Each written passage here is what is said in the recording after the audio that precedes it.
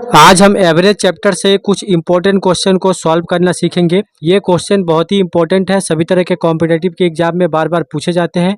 ऐसे क्वेश्चन को बनाने का बहुत ही आसान तरीका सीखने वाले हैं, जिससे काफ़ी कम समय में ऐसे क्वेश्चन को आप सॉल्व कर पाएंगे। तो चलिए वीडियो को शुरू करते हैं। वीडियो को शुरू करने से पहले अगर आप हमारे चैनल पर नए हैं तो हमारे चैनल को सब्सक्राइब कर ले और बेल आइकन के ऑल पे क्लिक कर ले, ताकि आने वाले वीडियो का नोटिफिकेशन आपको मिलता रहे। ये हमारा पहला क्वेश्चन है। 5 संख्याओं का औसत 9 है, उनमें से 3 संख्याओं का औसत 7 है, तो अन्य 2 संख्याओं का औसत क्या होगा। आपको कुछ बेसिक ट्रिक आना चाहिए। इससे पहले हमने एवरेज वाले चैप्टर में सीखा है, यहाँ पे हम उसका इस्तेमाल करेंगे। जैसे यहाँ पे बोला गया है कि 5 संख्याओं का औसत 9 है। यहाँ पे बोला गया है कि 5 संख्या है जिसका एवरेज यहाँ पे 9 दिया गया है। उसी तरह बोला गया है कि 3 संख्या है जिसका एवरेज यहाँ पे 7 दिया गया है। तो यहाँ पे हम औसत से टोटल संख्या कैसे निकालते हैं। जैसे 5 संख्याओं का औसत अगर 9 है तो टोटल कितना होगा, 5 का गुना 9 में करेंगे तो हमें यहाँ पे 45 मिल जाएगा, ये टोटल हो जाएगा।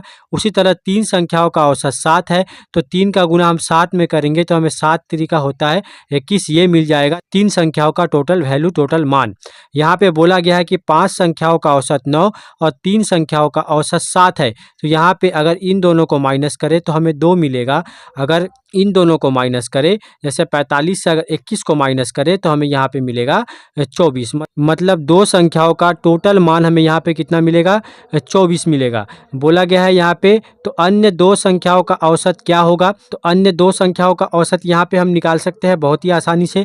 5 संख्याओं का टोटल 45 है, 3 संख्याओं का टोटल 21 है। यहाँ पे हमने माइनस करके निकाला, 2 संख्याओं का टोटल कितना होगा, 24। 2 संख्याओं का अगर टोटल 24 है तो 24 को जब हम 2 से भाग दे देंगे तो ये 12 बार में कट जाएगा। ये जो होगा 2 संख्याओं का औसत, मतलब 2 संख्याओं का एवरेज मान होगा। ये हो जाएगा हमारा फाइनल आंसर, जो कि ऑप्शन डी में दिया गया है। तो ऑप्शन डी जो है वो हमारा सही आंसर हो जाएगा। इस तरह के क्वेश्चन को आप ऐसे बहुत ही आसानी से सॉल्व कर सकते हैं। ऐसे क्वेश्चन सभी तरह के कॉम्पिटिटिव के एग्जाम में बार बार रिपीट किए जाते हैं। तो अब हम बनाते हैं एक अगला प्रश्न। इस क्वेश्चन में बोला गया है कि 8 संख्याओं का औसत 12 है। यदि प्रत्येक संख्या में 2 की वृद्धि कर दी जाए तो संख्या का नया औसत क्या होगा। यहाँ पे बोला गया है कि 8 संख्या जो है उनका औसत कितना है, 12 है। यहाँ पे एवरेज दिया गया है जो कि 12 है, और बोला गया है कि यदि प्रत्येक संख्या में 2 की वृद्धि कर दी जाए तो सबसे पहले हम क्या निकालेंगे, 8 संख्याओं का टोटल कितना होगा। तो 8 का गुना हम 12 में करेंगे, ये एवरेज है, ये टोटल संख्या है। तो 8 गुना 12 करने पे हमें मिलेगा 96। 12 आठी 96। बोला गया है कि प्रत्येक संख्या में 2 की वृद्धि कर दी जाए। यहाँ पे टोटल संख्या कितनी है, यहाँ पे टोटल संख्या है 8। अगर प्रत्येक संख्या में 2 की वृद्धि करेंगे तो 8 संख्या में 2-2 करके वृद्धि करेंगे तो यहाँ पे 16 बढ़ेगा। 8 दूनी होता है 16, तो यहाँ पे बढ़ेगा 16। इन दोनों को हम प्लस कर सकते हैं। 6 6 12 का 2, हाथ में 1, 9 1 10, 1 11, 112 यहाँ पे टोटल हो जाएगा जब हम संख्या को वृद्धि कर देंगे। प्रत्येक संख्या में जब हम 2 बढ़ा देंगे तो यहाँ पे टोटल मान जो हो जाएगा 8 संख्या का 112 हो जाएगा। संख्या उतनी ही है, केवल हमने प्रत्येक संख्या में 2 बढ़ाया है। तो यहाँ पे क्या होगा, टोटल 8 संख्या का मान 112। बोला गया है कि 2 संख्याओं का नया औसत क्या है, नया एवरेज हमें यहाँ पे निकालना है। टोटल है कितना, 112, संख्या कितनी है 8। तो 8 से जब हम इसे कटाएंगे तो ये 14 बार में कट जाएगा। ये हो जाएगा हमारा फाइनल आंसर। मतलब पहले जो एवरेज था वो था 12, अब हो गया है 14। 14 दिया गया है ऑप्शन सी में, तो ऑप्शन सी जो है वो हमारा सही आंसर हो जाएगा। इस तरह के क्वेश्चन को ऐसे ट्रिक से आप बहुत ही आसानी से सॉल्व कर सकते हैं। अब हम बनाते हैं एक अगला प्रश्न। इस क्वेश्चन में बोला गया है कि ए, बी तथा सी का औसत भार 45 केजी है। यदि ए तथा बी का औसत भार 40 केजी हो तथा बी तथा सी का औसत भार 43 केजी हो तो बी का भार क्या होगा। यहाँ पे बोला गया है ए, बी तथा सी, ए, बी और सी तीनों का औसत भार यहाँ पे दिया गया है कितना, 45 केजी। और बोला गया है कि ए और बी का औसत भार कितना है, 40 केजी। और बोला गया है बी प्लस सी का औसत भार कितना है, 43 केजी। यहाँ पे हम टोटल पहले निकाल लेंगे। ए बी और सी, यहाँ पे 3 लोग हैं तो इसमें 3 का गुना होगा। यहाँ पे ए और बी 2 लोग हैं तो इसमें 2 का गुना होगा। यहाँ पे 2 लोग हैं तो इसमें 2 का गुना होगा। जब 45 को 3 से गुना करेंगे तो यहाँ पे 135 मिलेगा। उसी तरह 40 का गुना 2 में करेंगे तो हमें यहाँ पे मिलेगा 80, इक्वल टू यहाँ पे 43 का गुना 2 में करेंगे तो हमें मिलेगा यहाँ पे 86।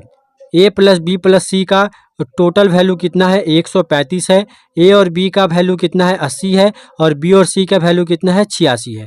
अगर हम ए प्लस बी प्लस सी से हम ए और बी का मान निकाल देंगे तो हमें यहाँ पे सी का वैल्यू मिल जाएगा। पर हमसे पूछा गया है क्या, बी का भार कितना है। तो सबसे पहले हम क्या करेंगे, सी निकालेंगे।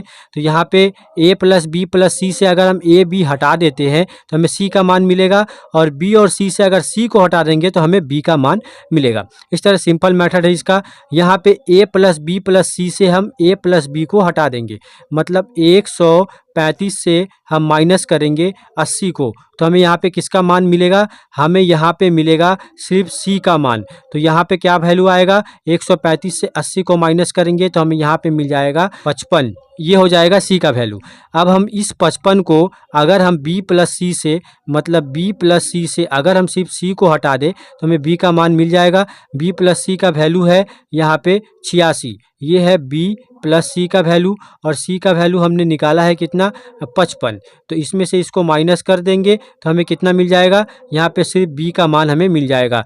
तो यहाँ पे 6 से 5 को माइनस करेंगे 1, 8 से 5 को माइनस करेंगे 3, मतलब ये हो जाएगा बी का मान। बी का भार पूछा गया था तो बी का भार हो जाएगा 31, जो कि ऑप्शन सी में दिया गया है। तो ऑप्शन सी जो है वो हमारा राइट आंसर हो जाएगा। तो इस तरह के क्वेश्चन पूछे जाते हैं सभी तरह के कॉम्पिटिटिव के एग्जाम में। तो अब हम बनाते हैं एक अगला प्रश्न।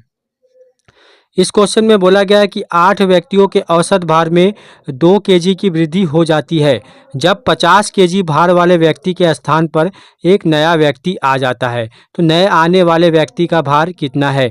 ऐसे क्वेश्चन जो है सभी तरह के कॉम्पिटिटिव के एग्जाम में बार बार पूछे जाते हैं। यहाँ पे ऐसे क्वेश्चन को बनाने का सबसे आसान तरीका क्या है, यहाँ पे बोला गया है कि टोटल 8 व्यक्ति है जिनके औसत भार में 2 केजी की वृद्धि हो जाती है।